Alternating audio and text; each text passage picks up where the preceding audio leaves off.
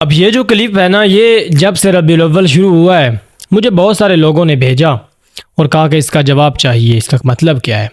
یہ ذرا کلپ آپ سنیں۔ ہر فرقہ جو بند ہو یا غیر مقلد وہابی ہو، ختم بخاری کے درسوں میں یہ بات امام بخاری کی فضیلت میں بیان کرتے ہیں۔ امام بخاری کہتے ہیں میں نے بخاری لکھنے کا طریقہ یہ بنایا تھا، ما ودعت فی کتابی صحیح حدیثا الا اتصلت قبل ذلك وصليت ركعتين، کہ میں نے یہ لازم کر لیا اپنے اوپر کہ میں ہر حدیث لکھنے سے پہلے صرف وضو نہیں کروں گا، میں غسل کروں گا اور غسل کر کے 2 رکعت نماز پڑھوں گا اور پھر میں حدیث لکھوں گا۔ نہ یہ قرآن میں ہے، نہ یہ حدیث میں ہے، نہ یہ خلفائے راشدین کا فتویٰ ہے، اور نہ ہی صحابہ میں سے کسی ایک صحابی نے بھی ایسا کوئی حکم دیا ہے۔ اور جو بدعت کی لیٹسٹ تعریف ہے امام بخاری پر پوری طرح فٹ آ رہی ہے۔ یہ کام دین میں ہو، نیا ہو اور ثواب سمجھ کے کیا جائے تو امام بخاری تو 2 رکعت نماز کی تعداد حدیث گھر کے پڑھ بھی رہے اور سارے فرقے انہیں خیال تصویر پیش کر رہے ہیں۔ کوئی ایسی آیت یا حدیث نہیں ہے ایمان والو، جب حدیث لکھنے لگو تو غسل کر لو اور 2 رکعت نفل بھی پڑھو، یہ کوئی آیت نہیں، کوئی حدیث نہیں۔ امام بخاری دین میں پوری نماز گھر گئے اور 16 سال اس پہ عمل کرتے رہے۔ اب 2 صورتیں یا تو بدعتی ہیں یا بدعتی نہیں ہیں۔ اگر بدعتی ہیں ان کے بقاؤ تو وہ اپنا اور بخاری ڈھونڈے، کیونکہ بدعتی کی حدیث تو ہر فرقے کے نزدیک، یعنی یہ جن سے ہم کر رہے ہیں بات، بدعتی کی حدیث معتبر نہیں ہوتی۔ اور اگر بدعتی نہیں، جس طرح کی حقیقت ہے کہ بدعتی نہیں، تو پھر اگر امام بخاری کتابت حدیث کی نماز بنا لینے پر اور اس پر عمل کرنا پابندی سے اس سے بھی بدعتی نہیں بنے تو اسی بیس پر سنی اگر چڑھا کر۔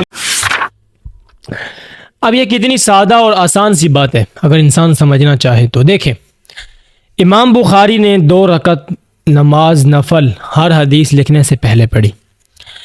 اس کے اندر اب ایک بات یہ سمجھیں کہ امام بخاری نے اپنی زندگی میں کبھی بھی یہ نہیں کہا کہ جو انسان حدیث لکھنے سے پہلے 2 رکعت نماز نفل ادا نہیں کرتا وہ گستاخ ہے، کبھی نہیں کہا۔ حالانکہ ان کا یہ دعویٰ ہے کہ جو میلاد نہیں مناتا وہ گستاخ ہے۔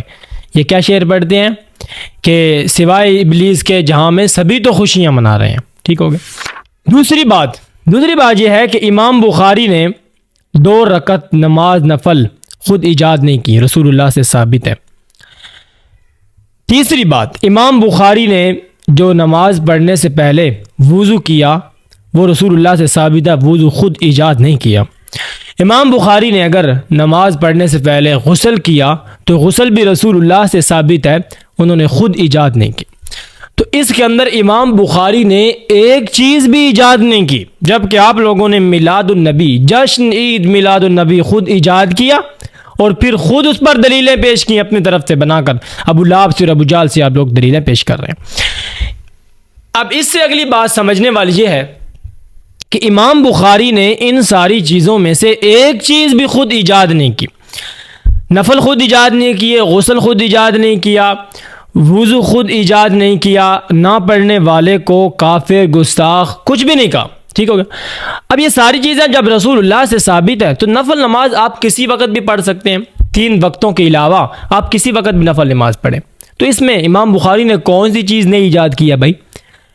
اگر انہوں نے 2 رکعت نماز نفل خود ایجاد کی ہوتی، وضو خود ایجاد کیا ہوتا، غسل خود ایجاد کیا ہوتا، تو پھر یہ ہے کہ آپ کہہ سکتے امام بخاری نے یہ دیکھو 2 رکعت نماز نفل ایجاد کر دی۔ انہوں نے خود ایجاد ہی نہیں کی، رسول اللہ سے چلی آ رہی تھی۔ ہاں، انہوں نے حدیث لکھنے سے پہلے پڑھی ہے، آپ پڑھیں، آپ بھی پڑھیں، آپ نہ پڑھیں آپ پڑھیں، ایک ہی، کوئی فرق نہیں ہے، کوئی ایسا مسئلہ نہیں ہے۔ بخاری نے کوئی چیز ایجاد نہیں کی۔ اور امام بخاری کے کندھے پر بندوق رکھ کے مت چلاؤ، امام بخاری بدعتی نہیں ہے، ٹھیک ہے نا۔ خود آپ لوگوں نے ایک چیز ایجاد کی اور پھر خود سے اپنی طرف سے دلیلیں بنا کر امام بخاری کے کندھے پر بندوق رکھ کے چلانا چاہتے ہو؟ اپنی طرف سے کوئی دلیل لے کے آؤ کوئی۔ اچھا، مجھے جب یہ کلپ لوگوں نے بھیجا تو میں نے سمجھا کہ پتہ نہیں کون سے نئے دلائل آ گئے ہیں بھائی۔ تو جب میں نے سنا، اور یہ اتنا بڑا مولوی ہے ان لوگوں کا، یہ مناظر اسلام ہے ان لوگوں کا، میں حیران رہ گیا کہ یار ایسی دلیلیں بھی اب یہ دیں گے اور میلاد النبی پر دیں گے، ٹھیک ہے نا۔ کوئی ڈھنگ دلیل لاؤ جس کا ہم جواب دیتے ہوئے بھی ہمیں کو پتہ چلے۔ ان چیزوں کا جواب دیتے ہوئے ہمیں خود شرم آتی ہے کہ یہ کیسے چیزیں لوگ نکال کر لاتے ہیں۔